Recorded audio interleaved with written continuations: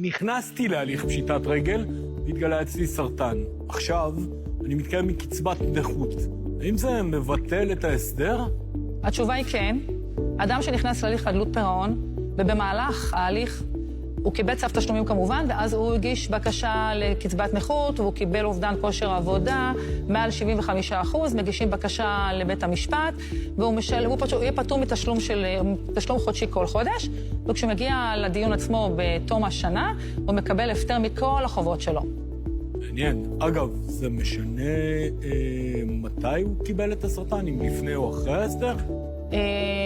זה לא משנה. אם זה לפני, הוא לא משלם שקל לבית המשפט במהלך כל השנה, ואז הוא מקבל הפטר מהחובות.